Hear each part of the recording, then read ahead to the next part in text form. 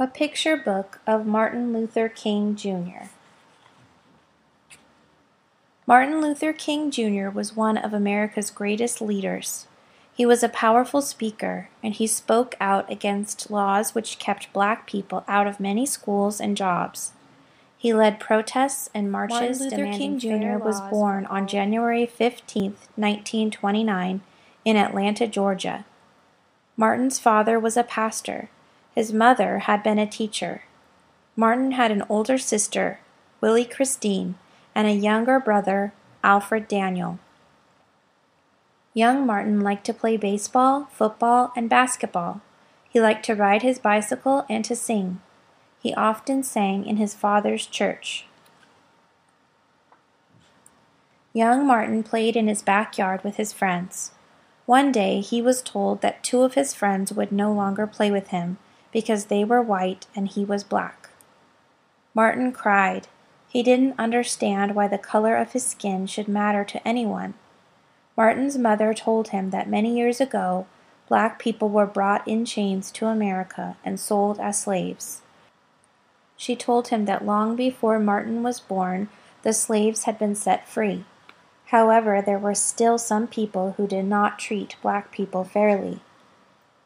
In Atlanta, where Martin lived, and elsewhere in the United States, there were white-only signs. Black people were not allowed in some parks, pools, hotels, restaurants, and even schools.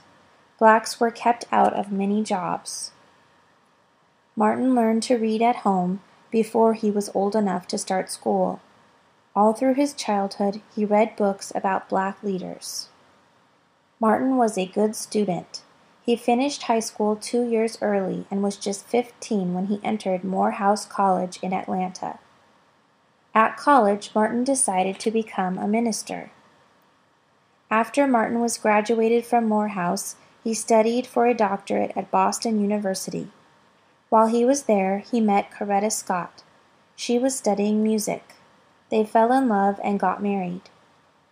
In 1954, Martin Luther King Jr. began his first job as a pastor in Montgomery, Alabama. The next year, Rosa Parks, a black woman, was arrested in Montgomery. She had been sitting just behind the white-only section on a bus. When all the seats in that section were taken, the driver told her to get up so a white man could have her seat. Rosa Parks refused. Dr. Luther King Jr. led a protest. Blacks throughout the city refused to ride the buses. Dr. King said, "There comes a time when people get tired of being kicked about." One night, while Dr. King was at a meeting, someone hurt his house. Martin's followers were angry. They wanted to fight. Martin told them to go home peacefully.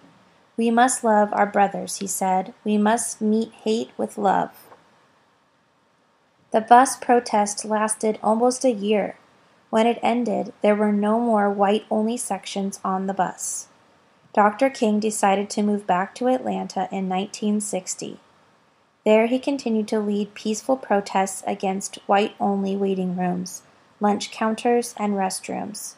He led many marches for freedom. In 1963, Dr. King led the biggest march of all, the March on Washington. More than 200,000 black and white people followed him. "I have a dream," he said in his speech. "I have a dream that my 4 children will one day live in a nation where they will not be judged by the color of their skin, but by the content of their character." The next year, in 1964, Dr. King was awarded one of the greatest honors any person can win, the Nobel Peace Prize.